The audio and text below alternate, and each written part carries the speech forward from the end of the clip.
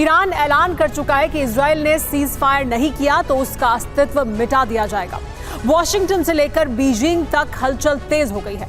आशंकाएं तेज होने लगी हैं कि अरब से कभी भी न्यूक्लियर युद्ध की चिंगारी फूट सकती है, क्योंकि यहां अमेरिका, रूस और चीन के वर्चस्व की जंग ने जोर पकड़ लिया है। ईरान के समर्थन से हिजबुल्लाह और हूती ने इजराइल पर हमले तेज कर दिए हैं। इजराइल ने कहा है कि आत्मरक्षा के लिए वो पूरे अरब का हाल गाजा जैसा कर देगा। तो ईरान ने अपनी हाइपरसोनिक मिसाइल का प्रदर्शन करके ये जता दिया है कि वो हमले के लिए तैयार है। सवाल यह है कि क्या चीन, रूस और अमेरिका की जंग से अरब में न्यूक्लियर विस्फोट होने वाला है?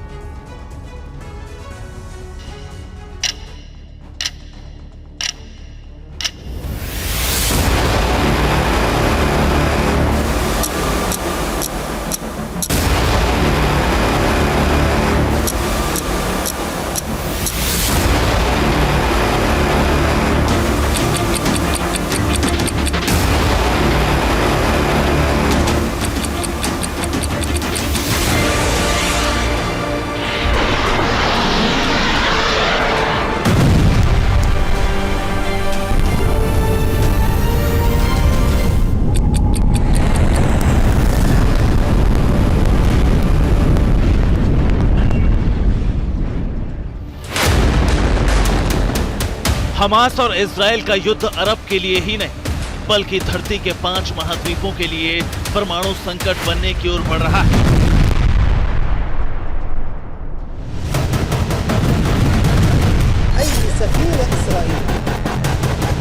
बीते 24 घंटे के विनाशक घटनाक्रम इसी तरफ इशारा कर रहे हैं और विश्व राजनीति की नब्ज को समझने वाले भी ये संकेत दे रहे हैं कि इस युद्ध का परिणाम परमाणु विस्फोट हो सकता है।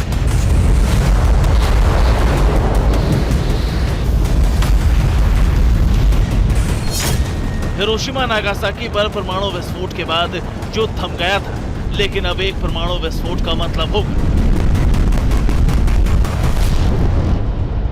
परमाणु वार, पलटवार और अंतहीन चेन रिएक्शन।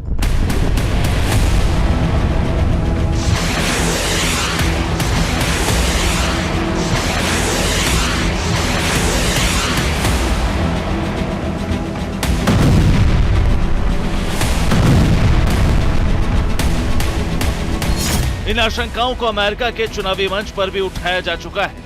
ये है अमेरिकी ग्रीन पार्टी की राजनेता जिल स्टेन, जो राष्ट्रपति पद की उम्मीदवार है, और इन्होंने कहा है कि अमेरिकी सरकार न्यूक्लियर युद्ध का खतरा बढ़ा रही है। The world won't survive this, and yes, we're not at nuclear war now, but could a nuclear war be triggered? Absolutely, and we're seeing this become more dangerous every day. जिल stand ने जो आशंका जताई है वो हर दिन बढ़ रही है, क्योंकि अरब में विनाशक घटनाक्रमों की झड़ी लग गई। बीते 24 घंटे में जो हुआ वो महाविनाश के संकेत ही,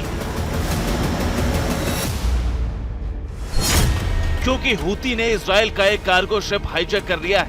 हूती को ईरान का समर्थन प्राप्त है। इजराइल ने कहा है कि जरूरी हुआ तो पूरे अरब पर बमबारी करेंगे। ईरान ने फतह हाइपरसोनिक मिसाइल का परीक्षण किया है।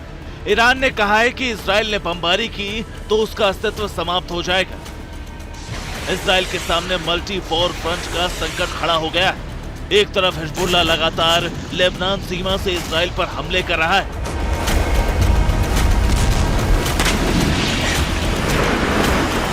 दूसरी तरफ हूती का संकट बढ़ता जा रहा है। हूती इजराइल पर मिसाइलें बरसा रहा है, लेकिन अब यह संकट और बड़ा हो गया है। हूती ने लाल सागर में इजराइल का एक कार्गो शिप हाईजैक कर लिया। गैलेक्सी लीडर नाम के इस जहाज पर 22 क्रू मेंबर हैं। क्रू मेंबर में कोई इजरायली नागरिक नहीं है। जहाज को यमन के एक पोर्ट पर ले जाया गया है। जहाज इजरायली अरबपति का था।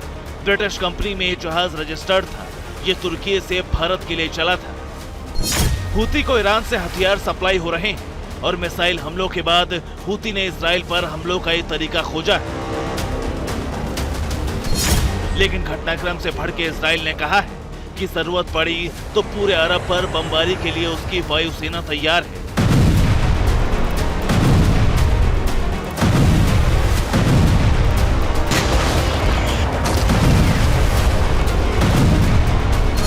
אנו פוגעים בחמאס על הקרקע ומתחת פני הקרקע. פגענו באלפי מחבלים ועוד נגיע לכולם. युद्ध की आंच लगातार भड़क रही और इससे अरब में तनाव बढ़ता जा रहा है। इजराइल पर पलटवार करते हुए ईरान ने भी ऐलान कर दिया है कि उसका अस्तित्व एक झटके में समाप्त हो सकता है। ईरान ने इस धमकी के साथ ही सुपर हाईटेक शक्ति प्रदर्शन भी किया है। परीक्षण के बाद तेहरान में ईरान के सुप्रीम लीडर ने कटिंग एज टेक्नोलॉजी वाली हाइपरसोनिक ग्लाइडिंग व्हीकल फतह 2 को लॉन्च किया। ईरान के एडवांस मिसाइल महाविनाशक है और इसके हमले से बचा नहीं जा सकता।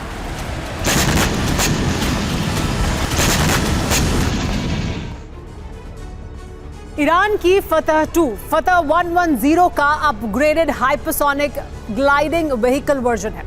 इसकी रफ्तार 18,500 किलोमीटर प्रति घंटा है। ईरान ने रेंज की जानकारी नहीं दी है, लेकिन इसकी रेंज 2000 किलोमीटर तक हो सकती है।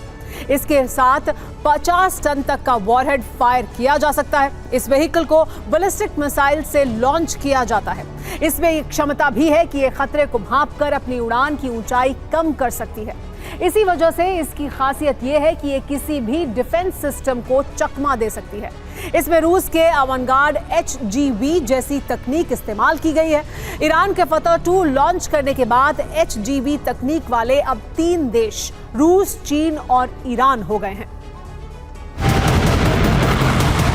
ईरान ने फतह 2 मिसाइल की पूरी जानकारी सार्वजनिक नहीं की है, लेकिन ये माना जा रहा है कि सुपर हाईटेक मिसाइल को बनाने के लिए रूस ने उसको तकनीकी मदद दी। यूक्रेन युद्ध में रूस की मदद के बदले पुतिन तेहरान को एडवांस टेक्नोलॉजी दे रहे हैं और अब ईरान के पास ऐसी सुपर पावर है जो अमेरिका के पास भी नहीं है।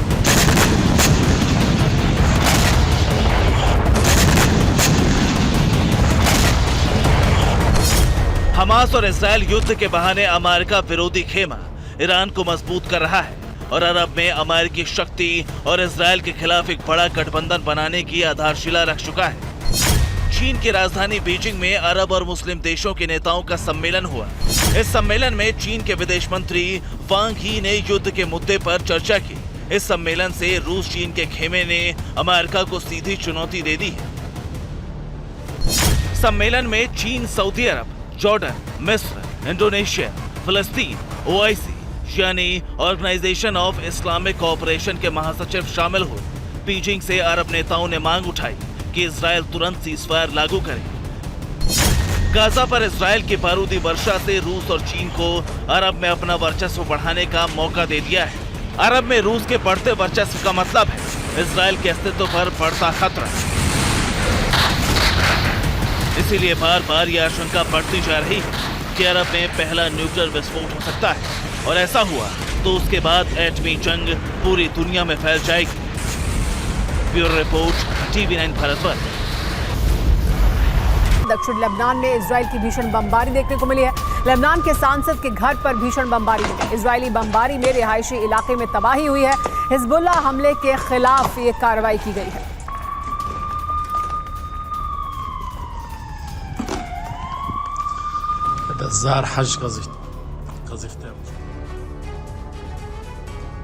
साल 1967 में इजरायली सेना ने एक जंग लड़ी, सिर्फ 6 दिन के लिए। और जानते हैं इस युद्ध से इजराइल को क्या फायदा हुआ। IDF ने मिस्र के सिनाई ऑयल फील्ड और सीरिया के गोलान हाइट्स पर कब्जा कर लिया ताकि ऑयल और गैस का भंडार वो बढ़ा सके। और इस बार गाजा में जो युद्ध लड़ा जा रहा है उसे लेकर भी ये आशंका जताई जा रही है कि जंग की आड़ में इजराइल का ऑयल मिशन एक्टिव है, क्योंकि नेतन्याहू ने गाजा में युद्ध का आगाज हमास से इंतकाम लेने के लिए किया था। मगर अब इस जंग की आंच में गाजा के साथ साथ वेस्ट बैंक भी जल रहा है। ऐसे में सवाल उठता है कि आखिर इजराइल का ऑयल मिशन क्या है? क्या गाजा और वेस्ट बैंक के खात्मे के साथ ही ये युद्ध पूरा होगा? देखिए।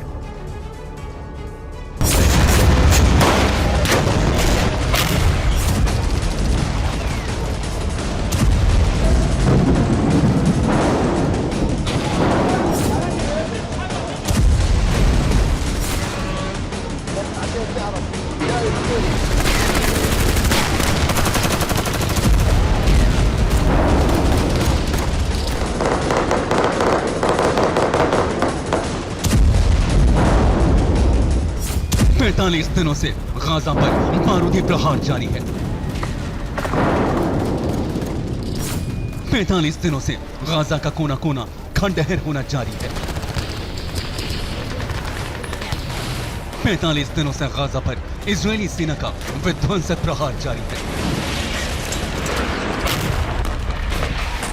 7 अक्टूबर को इजरायल पर हमास ने हमला किया और उसके बाद से हमास के खात्मे के लिए आईडीएफ ने गाजा पट्टी पर ताबड़तोड़ हमले शुरू कर दिए।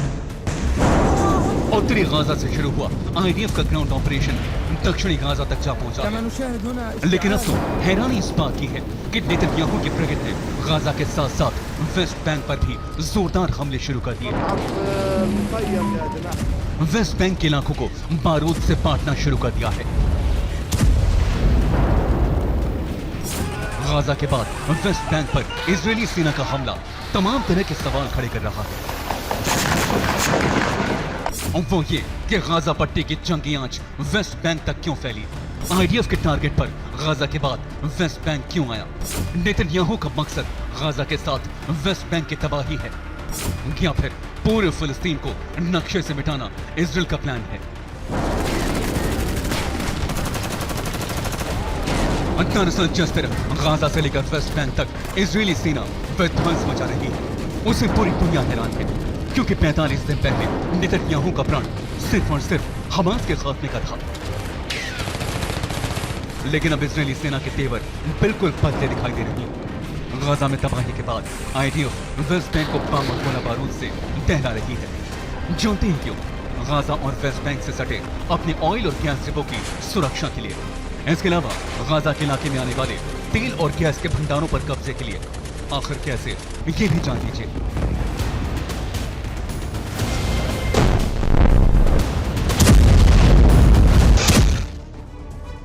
गाजा की तरह इजराइल के टारगेट पर अब वेस्ट बैंक भी आ चुका है। जानते हैं क्यों? दरअसल इजराइल का मकसद गाजा और वेस्ट बैंक के आसपास मौजूद अपने ऑयल और गैस डिपो को सुरक्षित करने का है।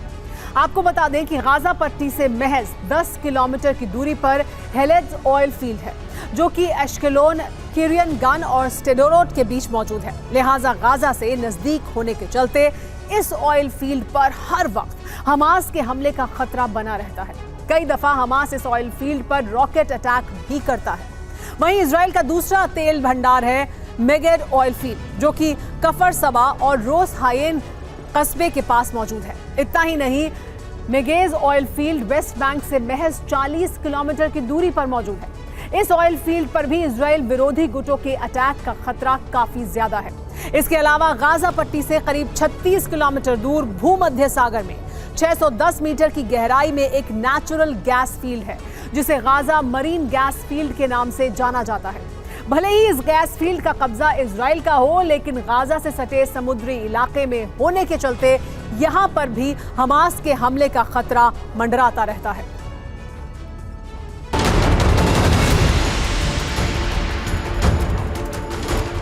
यही वो 3 ऑयल फील्ड हैं जिन पर टोटल कंट्रोल या फिर उन्हें शुरू करने की कवायद को लेकर इजराइल आक्रामक तेवर अपनाए हुए है। लगातार गाजा से वेस्ट बैंक तक हमला कर रहा है, ताकि गाजा और वेस्ट बैंक में मौजूद फिलिस्तीनियों से यह इलाका खाली करवाया जा सके और फिर गाजा, वेस्ट बैंक समेत पूरे फिलिस्तीन पर इजराइल का कब्जा हो। और यह आशंका हवाई नहीं है, बल्कि इजरायली मिनिस्टर भी कुछ इस तरह के बयान दे रहे हैं।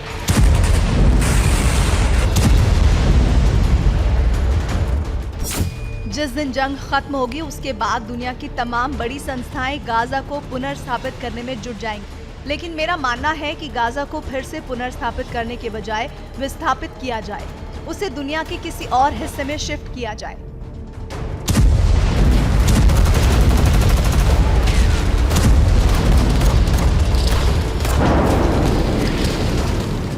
मतलब इजराइल का मकसद साफ है, फिलिस्तीन के वजूद को दुनिया के नक्शे से मिटाना, गाजा और वेस्ट बैंक समेत पूरे इलाके पर कब्जा करना, ताकि इजराइल बड़ी आसानी से अपने तमाम ऑयल फील्ड को बिना किसी खतरे के शुरू कर सके। और इसके अलावा गाजा वेस्ट बैंक के इलाके में मौजूद तेल और गैस के भंडार पर कब्जा कर सके।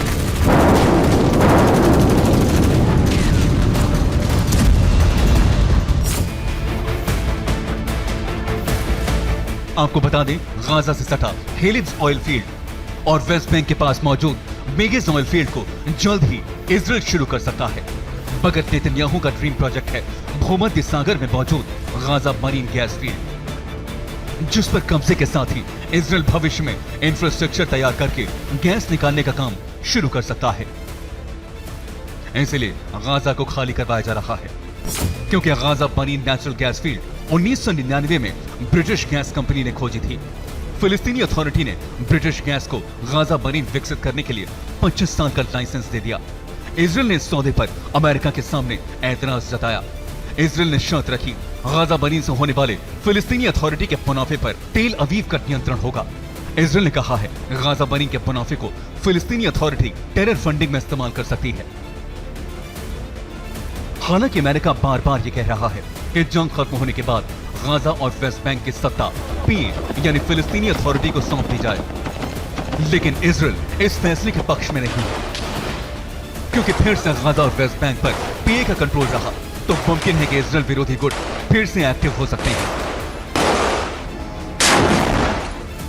जिसका मतलब ये कि इजराइल के गैस तेल भंडार और डिपो पर फिर से हमले का खतरा मंडराने लगेगा, जिसे नेतन्याहू बिल्कुल बर्दाश्त नहीं करेंगे। Bureau report TV9 Bharat. Israel पर हिजबुल्लाह ने का हमला, 4 बुरकान मिसाइल से किया गया ये बड़ा हमला। इजराइल का ब्रानेट सैन्य बेस तबाह हो गया है। सैन्य बेस का बैरक क्षेत्र पूरी तरह से हुआ तबाह।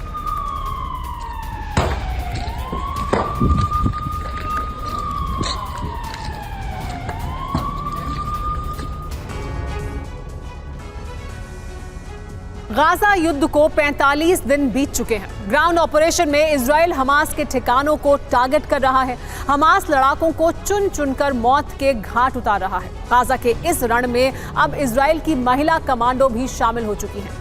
ऐसा पहली बार है जब इजराइल की महिला बटालियन गाजा की जमीन पर उतरकर हमास के खिलाफ ऑपरेशन को अंजाम दे रही है। ये महिला कमांडो कितनी घातक हैं और ऐसी क्या वजह है जो इजराइल को अपनी महिला ब्रिगेड को गाजा के रण में भेजना पड़ा, इस रिपोर्ट में देखिए।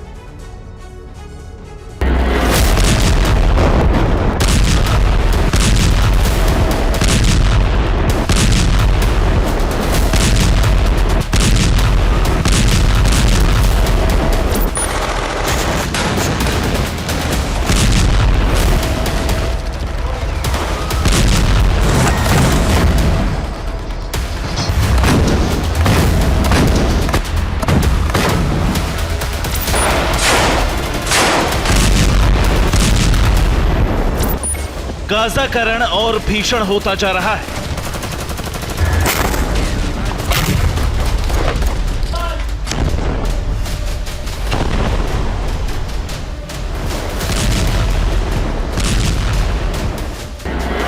आईडीएफ के जवान आसमान से व्हाइट फास्फोरस बम बरसा रहे हैं।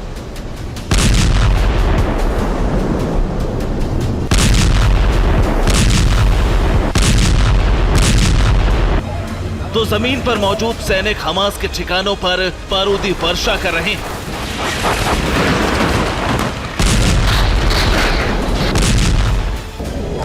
इधर हमास के लड़ाके भी इजरायली सैनिक और टैंकों को चुन चुन कर निशाना बना रहे हैं।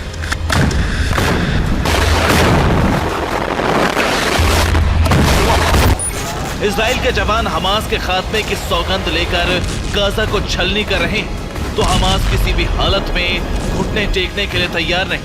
वो गरज के साथ इजरायली जवानों पर हमले कर रहा है। ऐसे में गाजा के रण में भीषण वार पलटवार का सिलसिला जारी।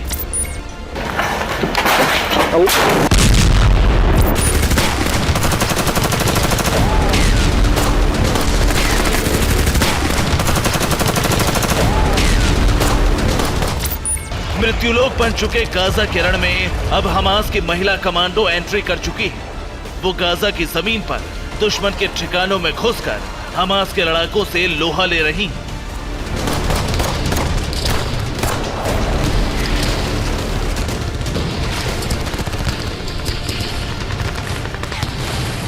अब तक इजराइल की महिला कमांडो इजराइल गाजा के बॉर्डर पर मोर्चा संभाले हुए थे, लेकिन ऐसा पहली बार है जब इन महिला कमांडो को सीधे गाजा की जंग में गाजा की जमीन पर उतारा गया है। ये इजराइल की महिला कमांडो का वीडियो है।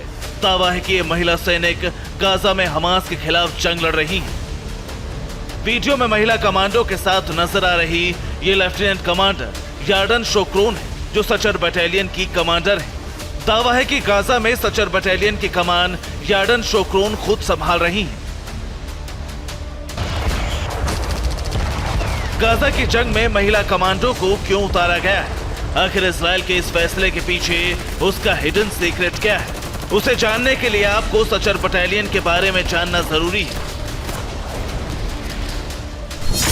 आईडीएफ के Sachar battalion search and rescue brigade का हिस्सा है। इस यूनिट को साल 2013 में बनाया गया था। इसमें महिला और पुरुष कमांडो शामिल होते हैं। इन्हें खास तरह की कमांडो ट्रेनिंग दी जाती है। ये महिला कमांडो दुश्मन के छिपे ठिकानों को ढूंढने में माहिर होती है। परमाणु और जैविक वॉरफेयर के लिए खास तौर से इन्हें तैयार किया जाता है। रासायनिक वॉरफेयर में भी इनका कोई मुकाबला नहीं होता। सिर्फ इतना ही नहीं, सचर बटालियन की इन महिला कमांडो को 1-to-1 फायरिंग कॉम्बैट मिशन के लिए भी स्पेशल ट्रेनिंग दी जाती है।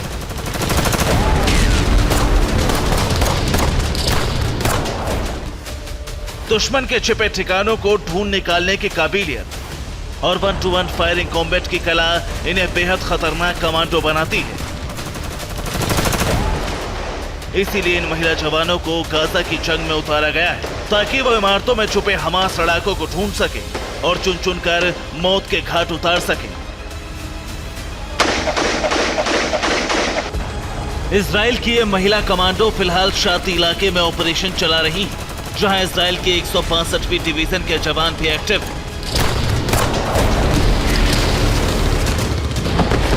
इधर इजराइल ने अपने ग्राउंड ऑपरेशन को और तेज कर दिया है। बीते 24 घंटे में इजरायली टैंकों ने हमास के ठिकानों पर भीषण बमबारी की। फिलहाल इजराइल के टारगेट पर शेख एजरेल और रिमल के इलाके। इधर इजराइल ने अपने ग्राउंड ऑपरेशन को और तेज कर दिया है। बीते 24 घंटे में इजरायली टैंकों ने हमास के ठिकानों पर भीषण बमबारी की। फिलहाल इजराइल के टारगेट पर शेख एजरेल और रिमल के इलाके। दरअसल रीमल और शेख एजमिन गाजा के सबसे पॉश इलाके माने जाते हैं। दावा है कि यहाँ ज्यादातर घर हमास कमांडर्स के हैं। ऐसे में इजराइल के जवान अब इलाकों में ग्राउंड ऑपरेशन चला रहे हैं। शेख एजलिन और रिमल में इजरायली सैनिकों और हमास लड़ाकों के बीच जबरदस्त जंग जारी है। आईडीएफ का दावा है कि शेख एजलिन और रिमल में 35 सुरंगों को नष्ट किया गया है। 4 हथियार गोदाम को इजराइल ने तबाह कर दिया। इन इलाकों में अब तक 28 हमास लड़ाके मारे जा चुके हैं। ये वीडियो जबालिया का है, जहां हमास ने एक इमारत में ऑब्जर्वेशन पोस्ट बना रखी थी। इजरायली जवानों ने इसे धमाके में तबाह कर दिया।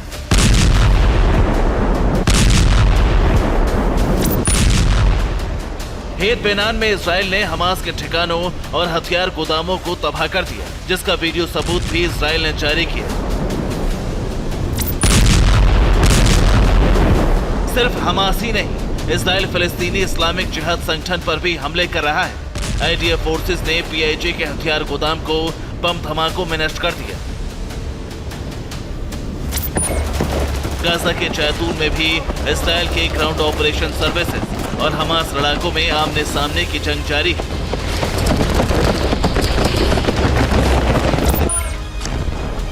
इजराइल का ग्राउंड ऑपरेशन जहां बेहद आक्रामक हो चुका है, वहीं इजराइल के हवाई हमले भी गाजा को दहला रहे हैं। ये वीडियो दीर अल बला का है, जहां आईडीएफ के एयर स्ट्राइक के बाद भीषण तबाही मच गई। मलबे के बीच लोग अपने परिजनों को ढूंढते नजर आए।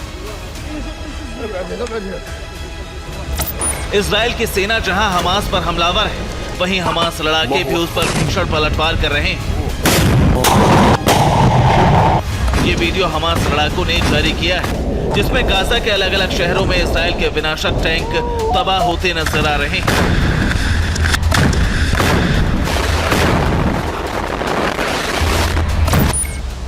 वेस्ट बैंक में भी हमास लड़ाके इजराइल के खिलाफ आक्रामक रुख इख्तियार कर चुके हैं और इजराइल के मिलिट्री व्हीकल पर रॉकेट लॉन्चर से हमले कर रहे हैं।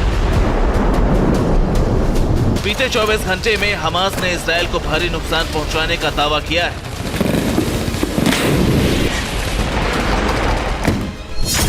हमास ने इसराइल के 5 टैंक तबाह कर दिए, वहीं 2 इजरायली सैनिकों को मार गिराया। ग्राउंड ऑपरेशन के बाद से अब तक इसराइल के कुल 65 सैनिक मारे जा चुके हैं।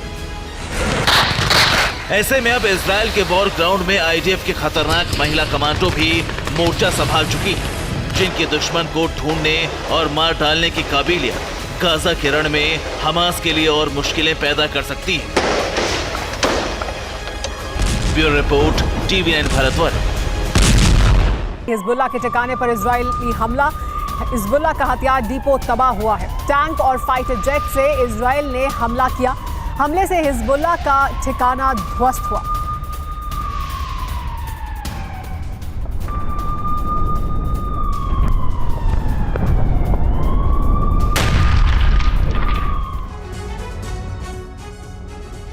सात अक्टूबर को हमास लड़ाके अपने साथ 240 लोगों को अगवा करके गाजा ले गए थे।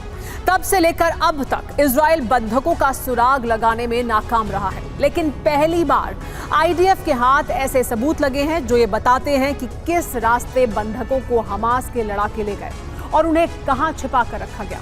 आईडीएफ को कुछ ऐसे वीडियो सबूत भी मिले हैं जिससे आईडीएफ को यह पता लगा है कि एक अस्पताल के खुफिया तहखाने में बंधकों को कैद करके रखा गया था। इतना ही नहीं, उस सीक्रेट सुरंग में कुछ ऐसा भी मिला जो दिल दहला देने वाला था।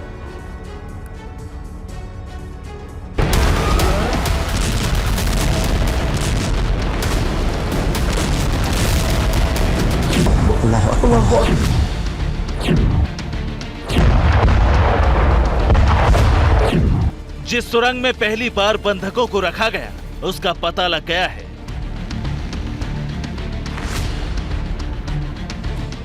जिस सुरंग से हमास उड़ा के बंधकों को दूसरी जगह ले गए, उस सुरंग का सुराग लग गया है। टीवी पर पहली बार सुरंग का सबूत।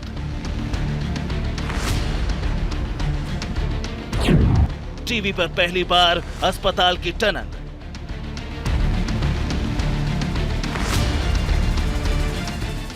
टीवी पर पहली बार बंधकों को रखने वाली सुरंग।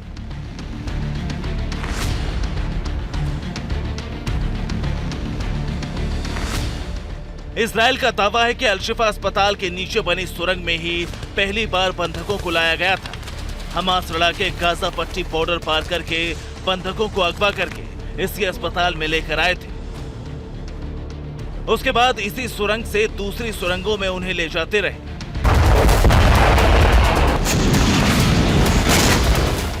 यही वजह है कि आईडीएफ ने बमबारी करके अल-शिफा के एक बड़े हिस्से को जमींदोज कर दिया।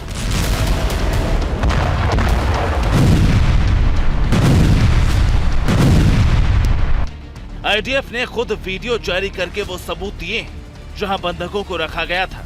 वो सबूत अल-शिफा अस्पताल से सामने आए हैं। अल-शिफा के सीसीटीवी से चौंकाने वाली तस्वीर सामने आई है। इस वीडियो को देखिए।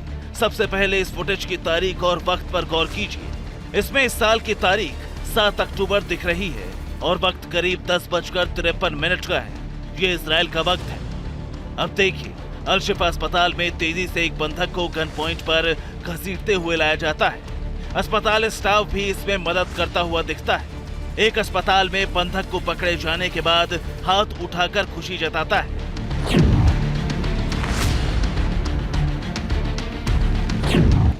अब दूसरा वीडियो देखिए। यह अस्पताल के अंदर का है। इसमें हाईटेक गन लिए हमास लड़ाके दिख रहे हैं। इसी वक्त एक बंधक को स्ट्रेचर पर लाया जाता है। बंधक जख्मी है, खून बह रहा है। उसे एक दूसरे वार्ड में ले जाया जा रहा है। आईडीएफ ने दावा किया है कि दोनों बंधकों को अगवा करके हमास लड़ाके लाए थे। इनमें से एक थाईलैंड और एक नेपाल का बताया जा रहा है। इस तीसरी तस्वीर में देखिए, बंधकों के चेहरे जबरन ढके जा रहे हैं। इसमें 3 बंधक दिख रहे हैं। इसमें भी तारीख 7 अक्टूबर और वक्त 10:55 का है। इतना ही नहीं, हमास लड़ाके आईडीएफ के वाहनों को भी छीन कर ले आए। उन्हीं वाहनों में अगवा किए लोगों को लेकर आए। ये अल-शिफा के कंपाउंड में खड़े वाहन आईडीएफ के हैं। वक्त और तारीख देख लीजिए, 7 अक्टूबर और वक्त 10:42। दूसरी तस्वीर में वक्त 10:53 है।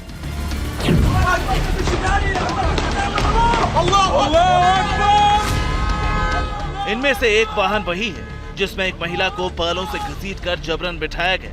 आईडीएफ ने उसी वाहन की तस्वीर जारी की है जो अल शिफा के बाहर खड़ी दिखाई थी। 7 अक्टूबर को इसी वाहन में महिला को अगवा किया गया था।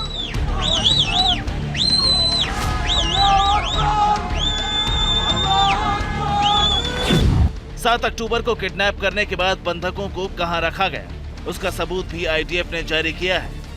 यही वो सुरंग है जिसमें बंधकों को रखा गया। इसी में हमास लड़ाके बंधकों को ले गए, जहां से आईडीएफ को कई हाईटेक हथियार और दूसरे सबूत मिले। We've arrived at the Shifa Hospital. To the back of you, you see intact. The Qatari section of the hospital, lights are on. The hospital is still functioning. This has been a very slow and gradual operation in discovering munitions, weapon caches. And tonight, we found the first very sophisticated shaft. This shaft was in a sheltered area inside the hospital under a car that was full of weapons.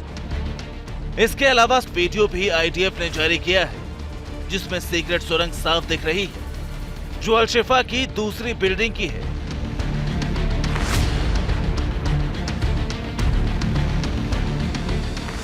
दस metre गहरी सुरंग में उतरने के लिए पहले एक सीढ़ी है जो 3 मीटर तक जाती है। इसके आगे 7 मीटर तक घुमावदार लोहे की सीढ़ियां हैं। फिर बाद में एक सीक्रेट दरवाजा है। आईडीएफ ने बताया है कि अल शिफा अस्पताल में सुरंग तक जाने के लिए एक सीक्रेट दरवाजा था जहां तक पहुंचने के लिए जबरदस्त सुरक्षा लगाई गई थी। बंधकों को अगवा करके जब लाया गया तो अल शिफा की दूसरी इमारत पूरी तरह से सील कर दी गई थी। कदम कदम पर हमास लड़ाके अल शिफा में निगरानी करते थे। खास बात यह कि सुरंग तक जाने के कई रास्ते थे जिसमें बाहर से एक शाफ्ट के जरिए और अल शिफा के अंदर से ऑपरेशन थिएटर से भी रास्ता था।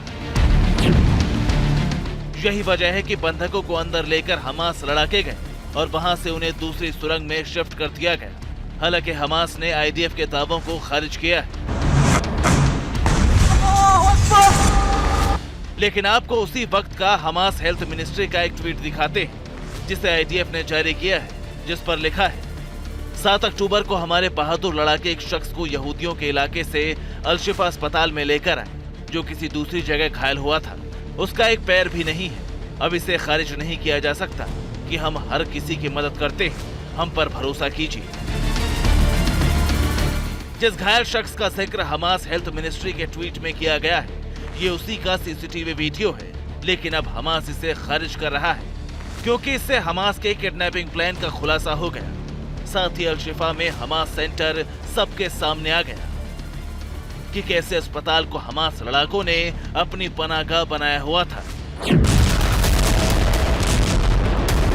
जिसे जमींदोज करके आईडीएफ ने खौफनाक सच सामने ला दिया।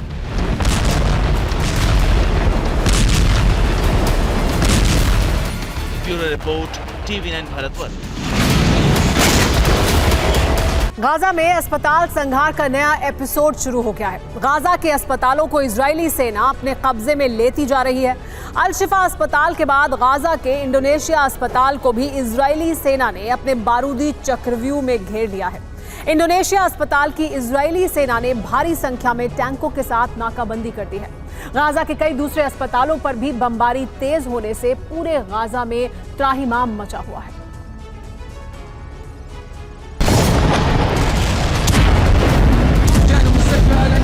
حالة من الرعب والخوف يمنع المستشفى عند الجرحى والمرضى.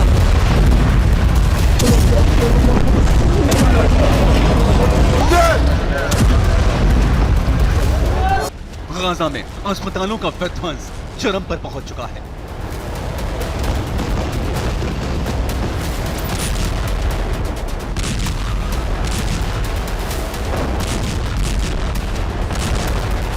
अल शिफा के बाद अब इंडोनेशियन अस्पताल इजराइल के हमलों का सबसे बड़ा निशाना बन गया है।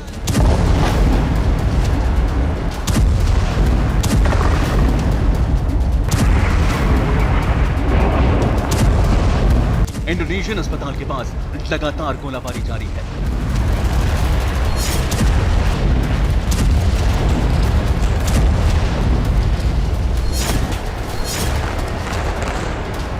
इंडोनेशियन अस्पताल के पास के बिल्डिंग्स को भी इजरायली सेना लगातार निशाना बना रही है। ऐसे में अस्पताल के आसपास लगातार धमाके हो रहे हैं।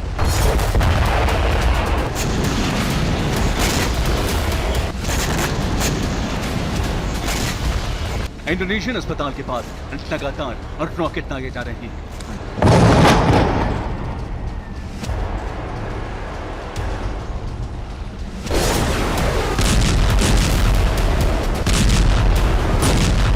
लगातार बारूद बरसने से अस्पताल के आसपास कई इमारतों में आग लग गई, जिसके बाद कुछ इमारतें जलकर खाक भी हो गईं।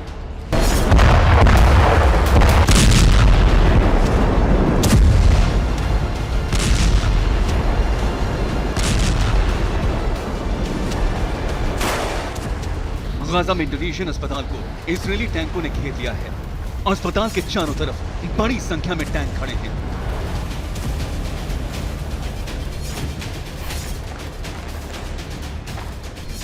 अस्पताल को घेर कर टैंकों से टारगेट भी किया जा रहा है, गोली बरसाए जा रही है।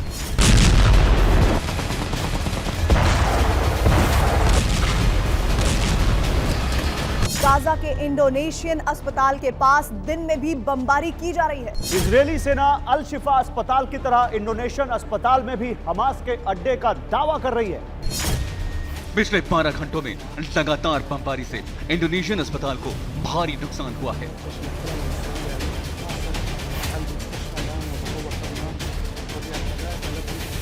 बमबारी के बाद अस्पताल के बिल्डिंग के अंदर कई जगहों पर विध्वंस की निशानियां दिख रही हैं।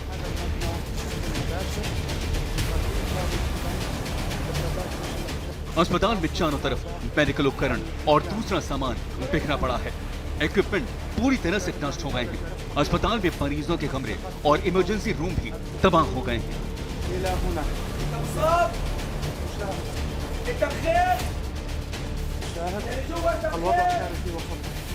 अस्पताल में हर तरफ बदहवासी है, त्राहिमाम मचा है, क्योंकि यहाँ अस्पताल से ज्यादा किसी तबाह बंकर जैसे हालात दिख रहे हैं।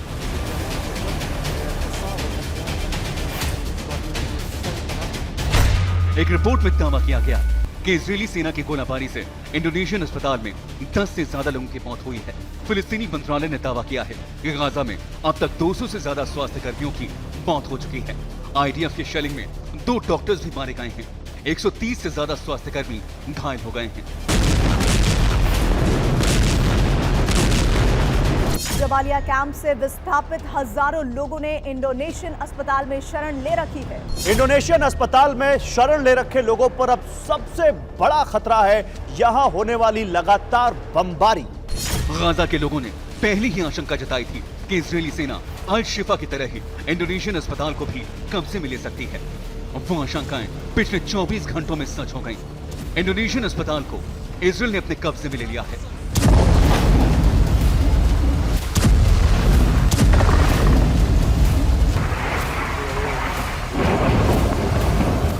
इंडोनेशियन अस्पताल उत्तरी गाजा का प्रमुख अस्पताल है, जहां लगातार हमलों के बाद हॉस्पिटल स्टाफ ने यूएन और रेड क्रॉस की मदद की गुहार लगाई है।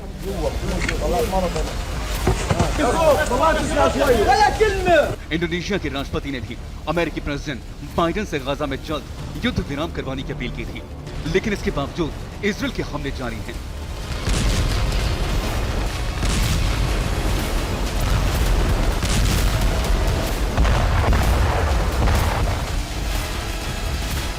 इजरायल के ग्राउंड ऑपरेशन के बाद गाजा में मौत के आंकड़ों की तरह ही यहाँ के अस्पतालों में शरण लेने वालों की संख्या भी लगातार बढ़ती जा रही है। अंतर्राष्ट्रीय संस्था डॉक्टर्स विदाउट बॉर्डर्स के मुताबिक पिछले 24 घंटों में 122 लोग गाजा के नासिर अस्पताल पहुंचे, जिसमें से 70 लोग मृतक घोषित कर दिए गए। अस्पताल पहुंचने वालों में कई बच्चों समेत दर्जनों लोग गंभीर रूप से घायल थे।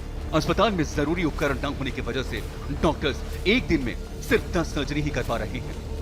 गाजा के अस्पतालों के हालात हर दिन भयावह होते जा रहे हैं। इंडोनेशियन अस्पताल के अलावा गाजा के कई दूसरे अस्पतालों पर भी लगातार हमले हो रहे हैं।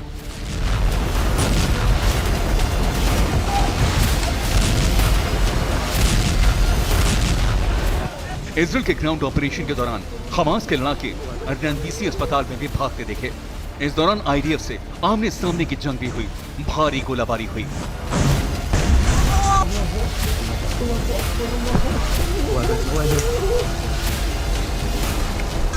गाजा के कई अस्पतालों में इजरायली सेना की आर्टिलरी हमास के लड़ाकों की तलाश में लगातार गोलाबारी कर रही है। Bureau report, TV9 Bharatvarsh. Gaza से बंधकों की रिहाई पर सस्पेंस बरकरार है। हालांकि बैकडोर से हमास से डील का दावा किया जा रहा है, लेकिन जैसे ही लगता है कि हमास बंधकों को छोड़ने को मान गया है, वैसे ही हमास की एक और शर्त सामने आ जाती है। इस बीच अमेरिका और कतर ने ऐसा फॉर्मूला निकाला है जिससे हमास रिहाई के लिए तैयार हो सकता है, लेकिन इस दफा इजराइल ने मामला फंसा दिया है।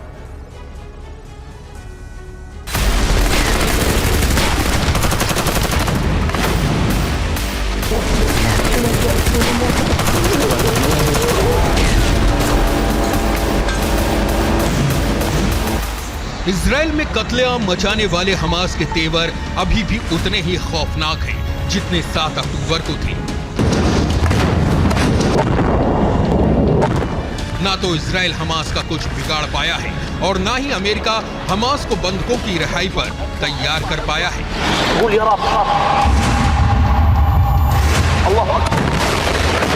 ऐसे में 240 बंधकों की जिंदगी पर खतरा मंडरा रहा है। हमास की कैद में बंधक छटपटा रहे हैं। रिहाई के लिए हमास रोज नई शर्तें रख रहा है।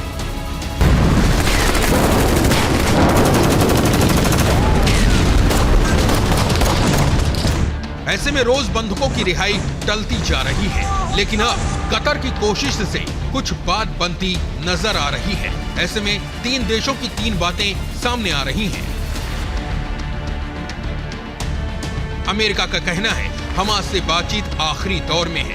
कतर का कहना है अगले 24 घंटे में बंधकों की रिहाई हो सकती है, जबकि इजराइल का कहना है बैक चैनल के जरिए बातचीत हो रही है। जबकि इन तीनों ही स्थितियों पर हमास का कुछ और ही कहना है। बंधकों की रिहाई पर अलग अलग दावे सामने आ रहे हैं, जिनके बारे में हमास स्पष्टीकरण नहीं दे सकता। इतना जरूर है कई शर्तों को इजराइल खारिज कर चुका है। इस वजह से रिहाई पर अभी कोई फैसला नहीं लिया गया है।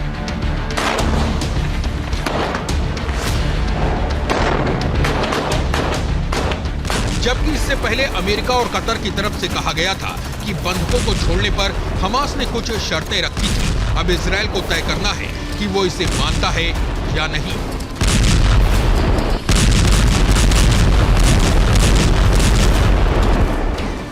हमास ने जो शर्त रखी है उसमें कहा है कि 5 दिन का सीज फायर किया जाए, अस्पतालों, मस्जिदों और स्कूलों पर बमबारी न की जाए, हर दिन 6 घंटे गाजा पर हवाई निगरानी रोकी जाए जिससे बंधकों के ठिकाने का पता नहीं लग पाए। इसके अलावा इजरायली जेलों में बंद फिलिस्तीनी महिलाओं और बच्चों को छोड़ा जाए। इसके अलावा ईंधन आपूर्ति के लिए 400 ट्रक भेजे जाएं और मानवीय सहायता के लिए रसद का इंतजाम किया जाए।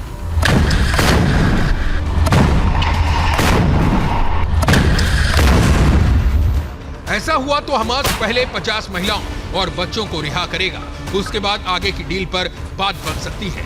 लेकिन इजराइल ने 400 ट्रक देने से इनकार कर दिया है। बाकी शर्तों पर विचार किया जा रहा है, नेतन्याहू ने बताया।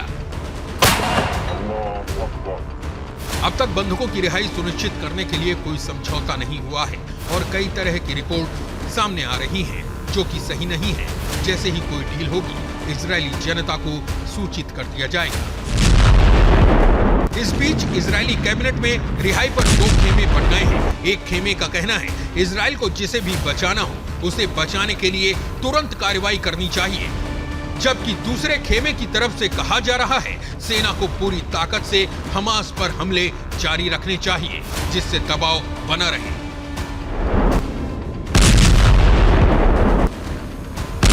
हालांकि अमेरिका और कतर इस बात को लेकर आश्वस्त हैं कि बंधकों की रिहाई के लिए जल्द ही कोई न कोई फॉर्मूला निकल आएगा। Bureau report, TV9 Bharat. Gaza विध्वंस के बीच एक ऐसी रिपोर्ट सामने आई है जिसने अमेरिका से लेकर अरब तक हलचल पैदा कर दी है। इस रिपोर्ट में दावा किया गया है कि इजराइल को हमले की जानकारी पहले से थी। सिर्फ इतना ही नहीं, दावा यह भी है कि म्यूजिक फेस्टिवल में नरसंहार का दोषी हमास नहीं बल्कि खुद इजराइल है। इस रिपोर्ट में और भी कई चौंका देने वाली जानकारियां सामने आई हैं, जो इजराइल को सवालों के घेरे में खड़ा करते हैं।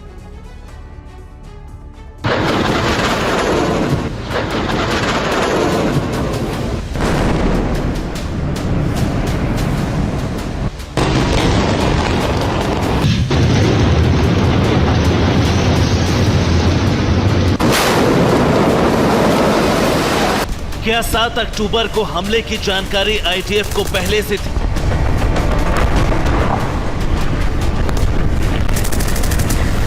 क्या इजराइल ने हमास को हमले का मौका दिया?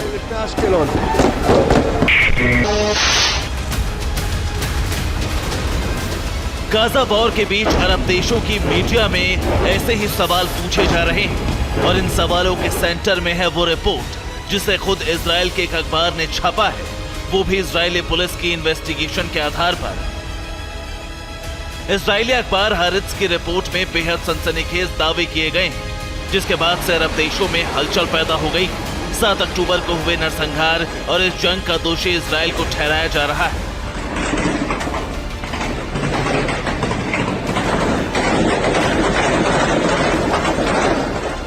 इजरायली अखबार हारित्ज ने अपने रिपोर्ट में कहा है, हमास को म्यूजिक फेस्टिवल के बारे में कोई जानकारी नहीं थी। हमास लड़ाके ग्लाइडर से पहुंचे तब पार्टी के बारे में पता चला। कई नागरिकों की मौत इजरायली हेलीकॉप्टर की गोलीबारी में हुई।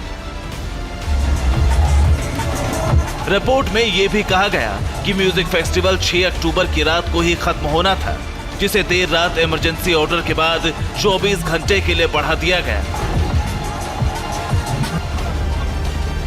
इस रिपोर्ट के बाद फिलिस्तीन के राष्ट्रपति महमूद अब्बास का बयान सामने आया है, जिसमें उन्होंने इजराइल पर गंभीर आरोप लगाए हैं। उन्होंने बयान जारी करते हुए कहा, हमास पर नरसंहार का आरोप गलत है।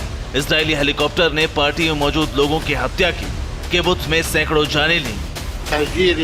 मोहम्मद अब्बास के इस बयान पर इजरायली प्रधानमंत्री बेंजामिन नेतन्याहू मीडिया के सामने आए और इसका जवाब दिया। Today, the Palestinian Authority spokesman in Ramallah said something utterly preposterous. It denied that it was Hamas that carried out the horrible massacre at the Nature Festival near Gaza. It actually accused Israel of carrying out that massacre. This is a complete reversal of truth. Abu Mazen, who in the past has denied the existence of the Holocaust, today is denying the existence of the Hamas massacre. And that's unacceptable. Israeli अखबार हारित्ज ने अपनी report में Israeli police की investigation को आधार बनाया है, जिसके सामने आने के बाद इजरायल पुलिस ने बयान जारी कर इस रिपोर्ट का खंडन किया है। जांच सिर्फ पुलिस कार्रवाई पर केंद्रित थी। आईडीएफ को लेकर उसने कोई जांच नहीं की। हमने हवाई हमलों की वजह से मौत के बारे में कोई संकेत नहीं दिया। इजरायल भले अपने ही मीडिया रिपोर्ट को खारिज कर रहा हो, लेकिन ये सिर्फ एक रिपोर्ट नहीं है जो इजराइल को सवालों के घेरे में खड़ा करती है।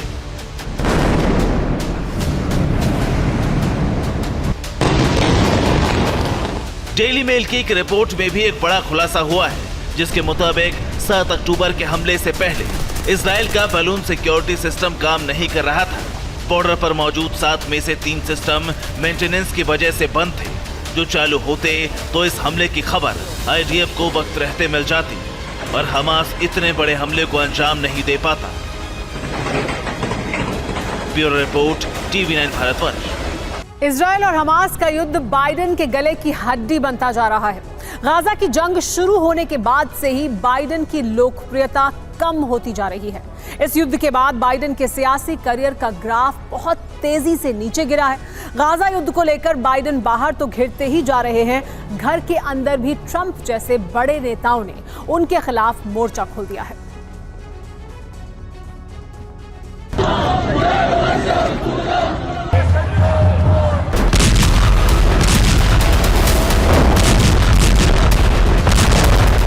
जब से इजराइल और हमास के बीच जंग शुरू हुई और गाजा को लेकर दुनिया भर में इजराइल और अमेरिका के खिलाफ प्रदर्शन हो रहे हैं, अमेरिकी प्रेसिडेंट पर भी सियासी ग्रहण लग गया है। युद्ध के बाद बाइडेन को उनके करियर में सबसे लो रैंकिंग देखनी पड़ी है। एक सर्वे के अनुसार राष्ट्रपति बाइडेन की रेटिंग 40% तक गिर गई है। 70% अमेरिकी लोगों ने इजराइल पर बाइडेन के फैसले को गलत बताया है। सर्वे में पहली बार बाइडेन पूर्व राष्ट्रपति डोनाल्ड ट्रंप से पीछे हो गए। 60% लोगों की पसंद के साथ ट्रंप रिपब्लिकन पार्टी के सबसे लोकप्रिय नेता बन गए। ट्रंप और कई बड़े नेताओं ने घर के अंदर ही बाइडेन को घेर लिया है। Putin's a killer. A lot of killers. Got a lot of killers. What, you think our country's so innocent? You think our country's so innocent? Been against the war in Iraq from the beginning. Yeah, mistakes are different, Dan. A lot of mistakes. Okay, but a lot of people were killed. So a lot of killers around, believe me. Biden जहां अपने देश में ही अपने नेताओं की आलोचना झेल रहे हैं, वहीं दूसरी ओर कई देशों में इजराइल के विरोध में हो रहे प्रदर्शनों में अमेरिकी सरकार के खिलाफ भी लोग झंडे उठा रहे हैं। इजराइल और हमास के बीच जंग को रोकने के लिए अमेरिका पर दुनिया भर से लगातार दबाव बढ़ता जा रहा है। फ्रांस से लेकर मोरक्को तक लोग गाजा पर एकजुट होकर युद्ध विराम की मांग कर रहे हैं। लोग यहां बेंजामिन नेतन्याहू के फैसलों की कार्रवाई का विरोध कर रहे हैं। वहीं अमेरिकी सरकार के रवैये को लेकर भी नाराज है। गाजा पर दुनिया भर में बढ़ते विरोध प्रदर्शन से अमेरिकी सरकार की भी काफी किरकिरी हो रही है। बेंजामिन के साथ बाइडेन भी घिरते जा रहे हैं। Bureau report, TVN Bharatvarsh.